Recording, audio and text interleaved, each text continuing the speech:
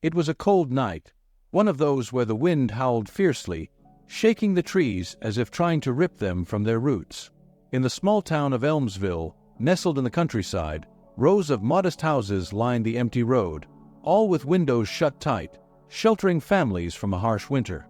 But the house at number 23 held a secret that night, a secret that would forever change the fate of one family. The house belonged to the Wilsons, a humble, traditional family. John and Mary had been together for over 30 years. They had weathered tough times, overcoming hardships with love and unity. Their children, now grown, lived far away, building their own lives. But John and Mary weren't alone.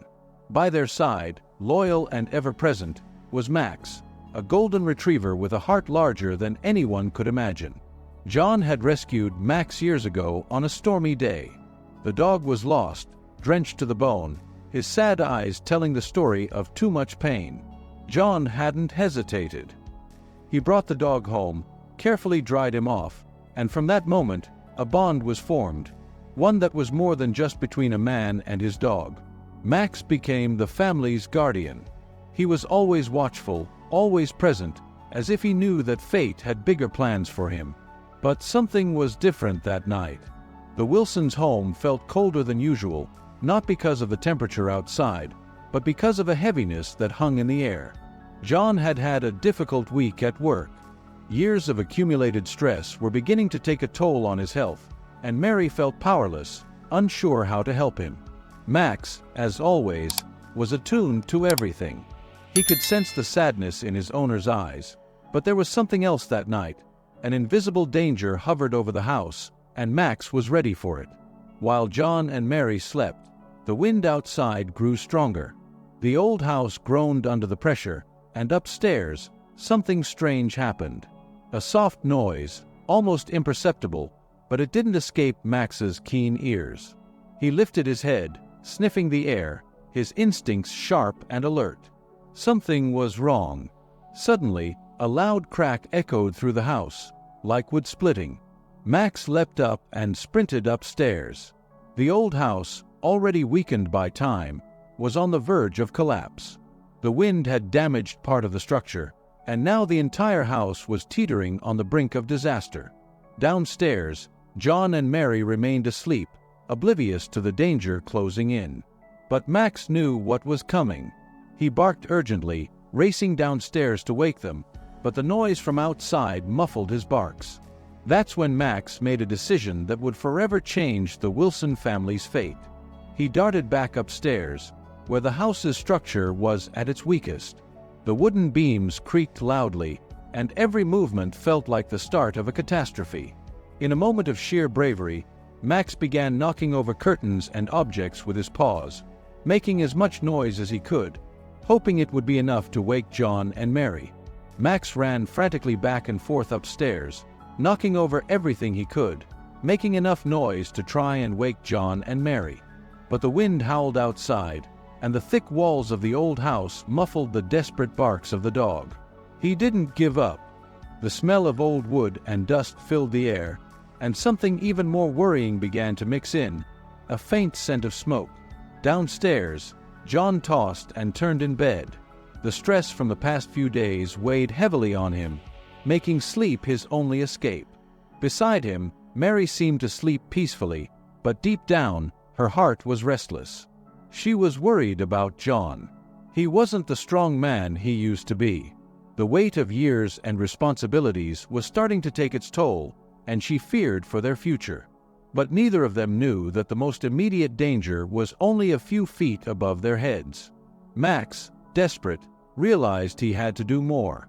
He raced downstairs and, without hesitation, began tugging at John's blanket with his teeth, trying to wake him.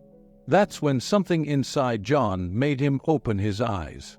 At first, he didn't understand what was happening, but when he saw Max standing there, staring at him with that urgent look, something stirred within him.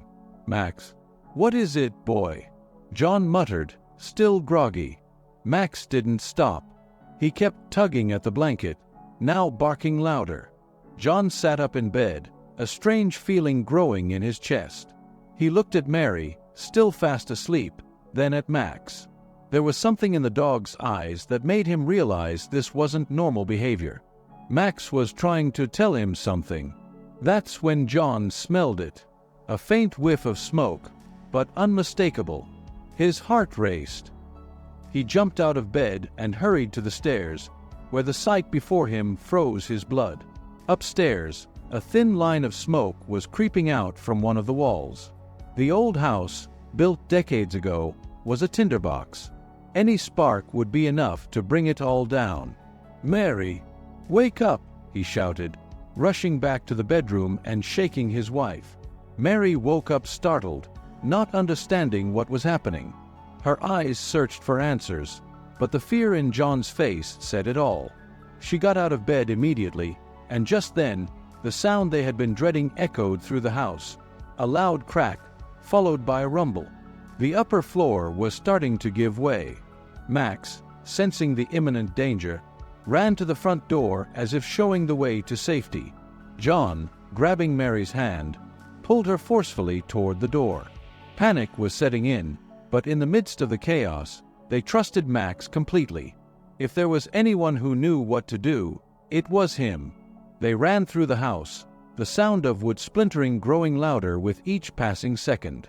When they reached the living room, Max was barking frantically by the front door. John rushed to open it, but something unexpected happened. A part of the ceiling collapsed, blocking the main entrance with beams and debris. The way out was sealed. Desperation. John looked at Mary, and she at him. For a brief moment, it felt like the end was there, that there was no way out. The smoke was now spreading faster, and the fire was creeping along the walls. The heat was becoming unbearable, and the air was thick with ash. That's when Max, once again, took charge. He dashed toward the kitchen, his instincts sharper than ever. John and Mary followed without question. Max knew every corner of that house, and it was as if he had a plan. In the kitchen, there was a small window that led to the backyard. It was narrow, but perhaps their only chance at survival.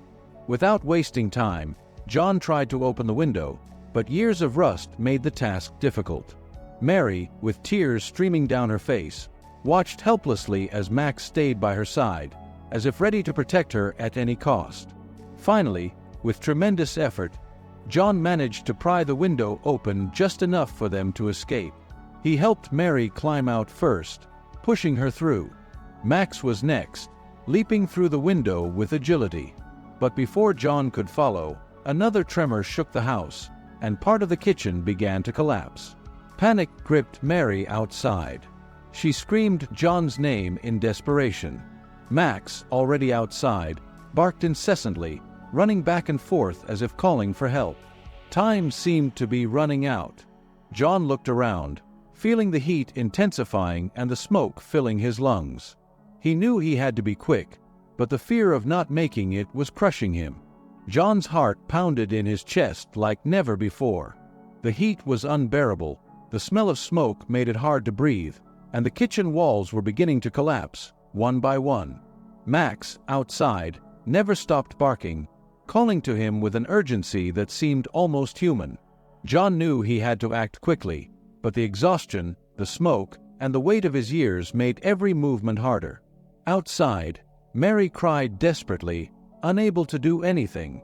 She called out John's name over and over, her voice mixing with the sound of the flames and the cracking of the collapsing house. Max ran back and forth, his barking becoming more intense, as if he knew there wasn't much time left. He looked at Mary, then at the house, and then back to the window where John was trying to escape, as if calculating his next move. Inside the house, John was trapped. Every attempt to reach the window was blocked by fire or falling debris. His hands were bruised, his body weak, but his love for Mary and his will to survive kept him moving. With one last effort, he tried to jump through the window, but at the exact moment he reached for the edge, a heavy wooden beam gave way, crashing down on him. The impact was devastating. John felt a searing pain shoot through his body, and for a moment, he thought it was over. He was pinned, his body crushed under the weight of the beam, unable to move. Mary, seeing what had happened, let out a scream of horror, but Max, unlike her, remained resolute. Then, something extraordinary happened. As if driven by a force beyond instinct, Max raced to the window, determined to save his friend and protect her. He began scratching at the ground around the beam, barking with an intensity never before seen. John, even in the midst of pain, looked at the dog, and for a moment, their eyes met. In that gaze, there was something that transcended words, a silent promise that Max would not leave him behind. Max then began tugging at the edge of John's shirt with his teeth, trying, in some way, to free him. His efforts seemed in vain, but he didn't stop. Every second counted, and the fire was now even closer. The flames licked the kitchen walls, and the ceiling was starting to collapse. Mary, desperate, screamed for someone to come help, but there was no one around. Time was running out, and John could feel his strength fading. Then, something unexpected happened. Max, with a determination only the greatest heroes possess, let out a loud, sharp bark, a sound so powerful it echoed through the neighborhood. Somehow, that bark stirred a last thread of hope in John. He knew he couldn't leave Max and Mary behind. With superhuman effort, he began to try and move under the beam, while Max pulled with all his might.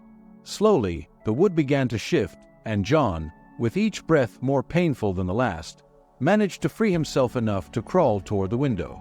Max, without hesitation, continued pulling as if John's life depended on it, and it did. The dog used all his strength, his teeth firmly gripping John's shirt, while the fire raged closer. Then, with one final tug, Max managed to drag John out through the window. John collapsed on the ground outside, gasping for air, his vision blurred by smoke. Mary rushed to him, embracing him in a mixture of relief and panic. Tears streamed down her face as she thanked him between sobs, unable to believe that John was still alive. Max, exhausted, lay down beside John, his breathing heavy but his eyes still alert. He had fulfilled his mission. He had saved the man who once rescued him from the streets. But the night wasn't over yet. The house continued to burn, and now the greater danger was that the entire neighborhood could be consumed by the fire. With trembling hands, Mary grabbed her phone and called the fire department, who arrived within minutes. The sirens pierced through the night silence, and soon the street was flooded with the red lights of the fire trucks. The firefighters worked quickly, but the Wilsons' house was already mostly destroyed. However, something far more important had been saved that night. John and Mary were alive, and it was all thanks to Max's bravery. As the firefighters doused the remaining flames, John, still sitting on the ground, looked over at Max, a lump forming in his throat. Max was tired, his paws wounded from scratching and pulling, but his eyes remained fixed on John, as if making sure everything was all right. John ran his hand gently over the dog's head, his eyes filled with tears. "You saved us, buddy," he said, his voice breaking. "I don't know what would have happened to us without you." Max, as if understanding every word, tilted his head and closed his eyes, finally resting after completing his mission. He wasn't just a dog. That night, Max had been the hero of an entire family. The sun was just beginning to rise over the horizon, painting the sky with soft orange hues as smoke still lingered in the air from the Wilsons' house. The fire had been contained, but the damage was irreversible. John and Mary, now wrapped in blankets provided by neighbors, stood watching as the house where they had spent their entire lives was reduced to ashes. The feeling of loss was overwhelming, yet, at the same time, something much greater prevailed at that moment: gratitude for being alive. Max, now resting beside John, was exhausted, but kept his head up, as though still on alert. He knew that something important had happened, something beyond his understanding, but deeply affecting his owners. Mary, her eyes still red from crying, gently stroked Max's back with trembling hands, silently thanking the one who had become much more than just a companion. He had become the savior of their lives. John, on the other hand, stared at the wreckage of the house with a mix of sorrow and reflection. He knew that the material loss was significant, but nothing, absolutely nothing, compared to the fact that, Somehow, they were all still there, alive. And this, he knew, was entirely due to Max. In that moment, he felt a tightness in his chest, not from pain, but from an emotion he couldn't fully express in words. How could anyone ever thank an animal enough for something so grand? As the firefighters finished their work, one of them approached John. He was the fire chief, a sturdy man, his uniform stained with soot. He looked at Max and then at John, shaking his head in admiration. "That dog, he's something special, isn't he?" the firefighter remarked, observing Max with respect. "If it weren't for him, you wouldn't be standing here right now." It was that close. John could only nod, his words caught in his throat. He knew the firefighter was right. The fate of that night could have been tragically different if not for Max's courage. As the fire chief walked away, John knelt down next to Max, once again gently petting the dog's head. "You gave us a second chance, Max. You saved us," John said, his voice trembling as tears welled up in his eyes. Mary, hearing her husband's words, knelt beside Max as well, hugging the dog with all the love she felt in her heart. Days passed since that fateful night. The Wilsons were temporarily taken in by a generous neighbor while their house was rebuilt. The community came together to help, each person contributing in their own way. Max's name soon spread throughout the small town of Elmsville, and he became a local hero. People would stop in the street to greet him, and even children who had once been afraid of big dogs now approached him with smiles and pets. John and Mary, on the other hand, underwent a quiet transformation. The incident had brought to the surface deep emotions and reflections about their lives. John, who had been struggling with the weight of stress and his declining health, began to see the world through new eyes. He started to appreciate every small moment, every gesture of kindness, and, most of all, the strength of his family, which now included Max, not just as a pet, but as a true member. One day, while walking through the neighborhood, John stopped in front of the construction site where his house was being rebuilt. The walls were slowly being raised again, brick by brick. At his side, Max walked calmly but still vigilant. John crouched down and looked deeply into Max's eyes, as if trying to convey something important. "You know, Max, I've been thinking, life is strange sometimes. It can feel like we're on the edge of collapse, like that house, about to fall apart. But then you came and showed us there's always a way out. You gave us more than just our lives back. You gave us a second chance to be better." Max tilted his head to the side, as if trying to understand John's words. And maybe, in some way, he did. Because in that moment, his eyes shone with the same light of loyalty and love that he had always shown. John, moved, smiled, and gently patted Max on the back. The following days were filled with adjustments and healing. Although the house was being rebuilt, it would take months to be completed. But John and Mary were in no hurry. They knew that what mattered most had already been saved: their lives, their union, and Max's unwavering presence. The trauma of the fire had left scars, but it had also strengthened the bonds between them. The community of Elmsville would never forget what Max had done that night.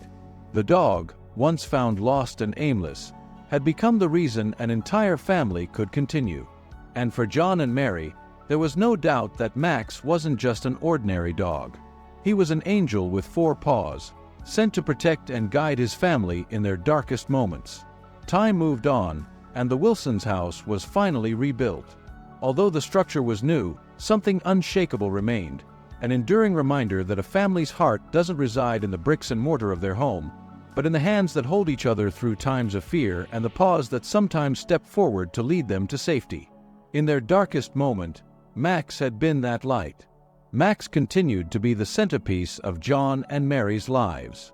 The fire, which could have been an unspeakable tragedy, instead became a reminder of something more profound: that the true heroes in life don't always wear uniforms or capes. Sometimes, they walk silently beside us, on 4 legs, with eyes that radiate loyalty and love. For John and Mary, Max was no longer just a dog. He was the guardian of their survival, the reason they could wake up each morning and feel a deep sense of gratitude.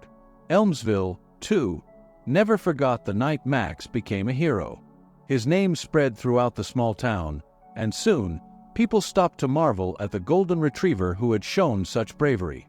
Children who once feared large dogs now ran up to Max in excitement, patting his head and tugging playfully at his fur. The townspeople would retell the story of how Max had saved an entire family, and those who had witnessed it firsthand would speak of the courage they saw in that dog's eyes. For John, the fire had not only been a test of survival, but a moment that changed his perspective forever. He had always been a man burdened by the stresses of life, worried about bills, work, and the uncertainties that come with age. But that night, as the house collapsed around him, something shifted inside. His close encounter with death opened his eyes to the things that truly mattered: his wife, their shared moments, and, of course, Max. It wasn't long before John started living differently. He began to cherish the small, quiet moments: morning coffee shared with Mary, watching the sunset from their porch, and every walk they took with Max by their side. He no longer focused on the things he couldn't control, but on the love and companionship that had carried him through the worst of nights. It was a subtle transformation, but one that deepened the bonds of his marriage and enriched his daily life. Mary, too, found herself more connected to her emotions after the fire. The fear she had felt during those tense minutes when John was trapped, and the immense relief when Max pulled him to safety, had left an imprint on her heart. She found herself more grateful for each day, more aware of the preciousness of life. Each time she looked at Max, she was reminded of that miracle: the miracle of survival and the miracle of love. Max, for his part, remained steadfast. His loyalty had never wavered, not on the night of the fire and not in the days that followed. Even as the story of his bravery spread, Max seemed indifferent to the attention, as though his actions had been no big deal. He was simply being Max, devoted, fearless, and ever protective of his family. The rebuilt house stood as a symbol of resilience. Brick by brick, it had been reconstructed, just as the Wilsons had slowly rebuilt their lives after that terrifying night. The physical structure was stronger now, but more importantly, so was their bond as a family. Max, the hero who had given them a second chance, had also given them a renewed sense of purpose and love. As the seasons passed and the years rolled on, the memory of that night never faded. John and Mary would often sit in their new living room, looking at Max sleeping peacefully by the fireplace, and reflect on how close they had come to losing everything. But instead of focusing on the loss, they remembered the courage, the hope, and the selfless love that had saved them. Max's legacy extended far beyond that night. He taught everyone in the town of Elmsville, and perhaps even John and Mary themselves, that unconditional love is the most powerful force in the world. It can lift us when we are weak, guide us when we are lost, and protect us when all seems hopeless. Max had embodied that love in its purest form. He had acted without hesitation, driven not by fear or doubt, but by the unwavering bond between him and his family. And so, as the years passed and Max grew older, John and Mary never forgot the lessons he had taught them. They knew that heroes come in many forms, and that sometimes the quietest and most faithful among us are the ones who save us when we need it most. In the end, it wasn't just the house that had been rebuilt. It was their faith in life, their appreciation for the present moment, and their gratitude for each other. Max had given them that gift, and for that, they would be forever thankful.